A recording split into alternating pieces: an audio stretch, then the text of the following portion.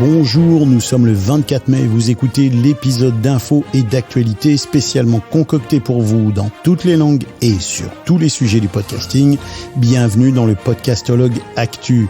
Je vous rappelle que les liens des articles dont je vais vous parler sont dans le descriptif de cet épisode.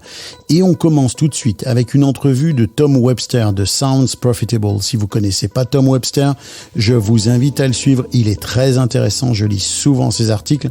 Alors, c'est dans un court épisode d'un podcast de 20 minutes au curieux nom de ANA, en anglais ANA, on fait parler Webster de la question de la publicité et du podcasting, un sujet qu'il connaît très bien.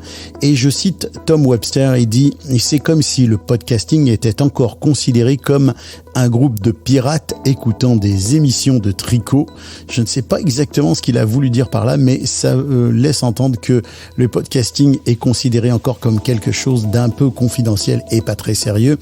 Et il poursuit en disant que rien ne pourrait être plus éloigné de la vérité, surtout maintenant que le marketing des podcasts est évalué à plus de 2 milliards de dollars selon Insider Intelligence. En plus d'atteindre un public plus jeune, plus attentif, les podcasts sont également un moyen efficace pour les spécialistes du marketing de produire leur propre programmation de marque. En effet, avoir son propre podcast, c'est comme une grande publicité de marque sans avoir à recourir à des messages traditionnels et interruptifs. Donc une très intéressante analyse de Tom Webster qui connaît encore une fois très bien son sujet. Il cible deux éléments importants. D'abord la santé du marché du podcast. Ensuite la cible qui est visée par la publicité sur le podcast, qui est jeune, qui est engagée. Et donc selon lui, on doit faire confiance à la publicité dans le podcasting. Alors on poursuit avec un article dans un autre genre, mais sur un sujet qui m'est cher. Un article sur l'initiative de YouTube d'attirer les podcasteurs vers le format vidéo.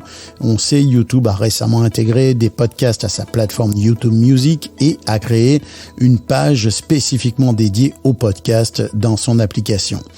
Des réseaux de podcasts de renom comme Slate et NPR ont commencé à diffuser leur contenu audio sur YouTube.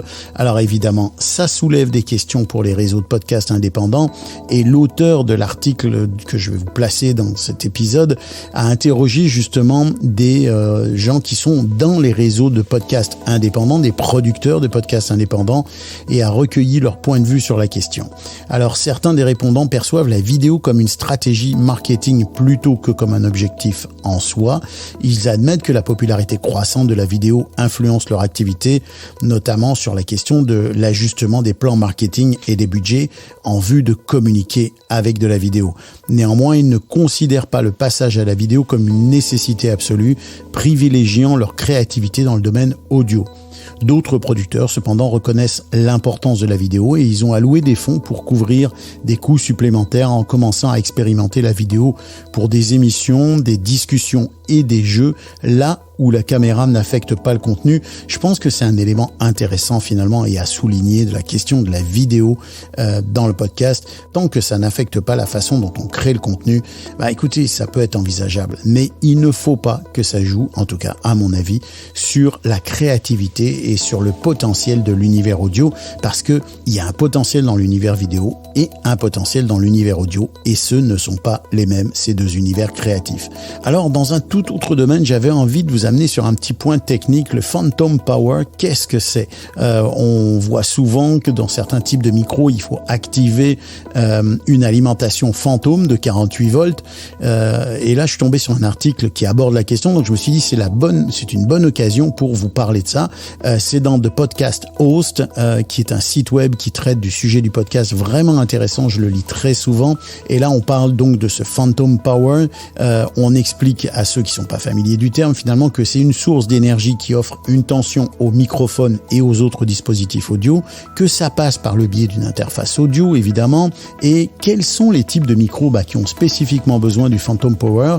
C'est les micros à condensateur. Pourquoi ? Parce que ces microphones qui utilisent un condensateur pour saisir les ondes sonores et les transformer en signal électrique, ont besoin de cette alimentation supplémentaire, alors que de l'autre côté, les microphones dynamiques, eux, ils n'ont pas besoin d'alimentation parce qu'ils génèrent des signaux électriques avec un processus d'induction électromagnétique. Alors ça a l'air un peu compliqué comme ça, mais finalement, retenez que ce sont les microphones à condensateur qui ont besoin de ce Phantom Power et généralement, évidemment, toujours ils transitent par le câble XLR et généralement, il y a un bouton très clair, très identifiable sur les consoles ou sur les autres appareils ou dans les réglages de votre zoom. Dans le zoom, évidemment, on peut avoir une alimentation 48 volts. On l'active ou on le désactive facilement. Si vous vous en servez pas, désactivez-le. C'est toujours meilleur pour économiser les batteries de votre appareil. On poursuit avec un article sur le lancement récent de l'application audio du New York Times. Alors, on sait que le New York Times a fait énormément d'efforts vers l'univers audio. On sait aussi que les podcasts ont apporté énormément de visibilité et ont donné beaucoup de lest financier au New York Times. Cette fois, c'est une plateforme innovante qui non seulement regroupe les podcasts du New York Times, mais aussi offre des articles qui sont en narration, des dépêches de correspondants et du contenu audio court. Donc là, on mise énormément sur l'audio sous plusieurs formes, pas uniquement le podcast, mais des articles lus, des dépêches. Et cette initiative a fait l'objet d'un test de 18 mois. On peut maintenant accéder à cette application via Apple Podcast. Je ne sais pas pourquoi on peut pas encore y accéder via Spotify, peut-être des ententes qui sont en cours. En tout cas, la stratégie du New York Times avec cette application, c'est de renforcer encore l'engagement des abonnés les plus fidèles en leur offrant des contenus audio de qualité. On le sait, le New York Times a acquis plusieurs compagnies de podcasts comme Audm, une plateforme qui transforme les articles en audio lus, et Serial, le podcast à succès qui lui permet d'avoir une alliance stratégique avec The American Life.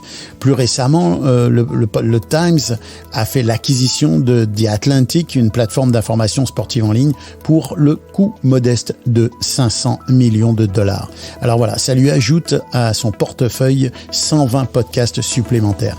On est vraiment devant une offensive dans l'univers audio de la part d'un journal qui encore il y a peu était un journal papier reconnu comme tel. C'est une quantité très impressionnante de contenu audio.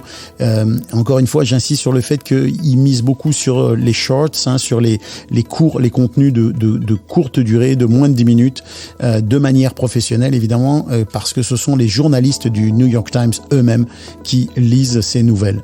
Alors voilà, c'est intéressant de constater ce virage numérique à vraiment 180 degrés.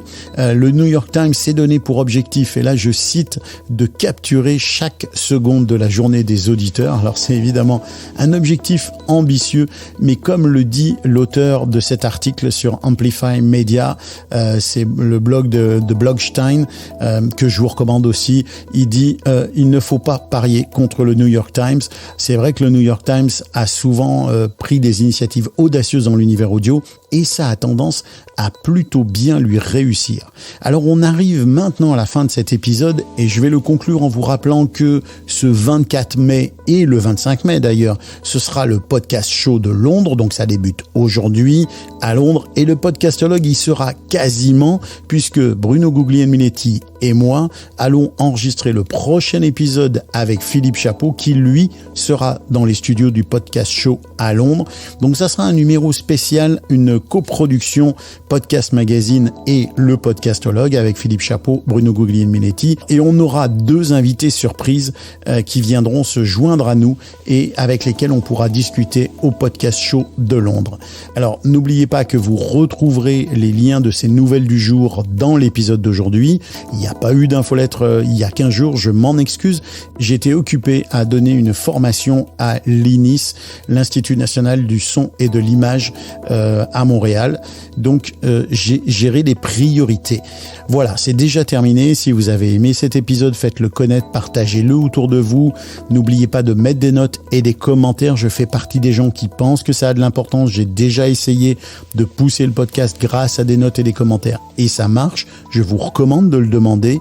Je vous donne rendez-vous la semaine prochaine pour un nouveau podcast actu, puis l'épisode spécial du podcast Show de Londres en partenariat avec le Podcast Magazine et mes deux complices Bruno et Philippe.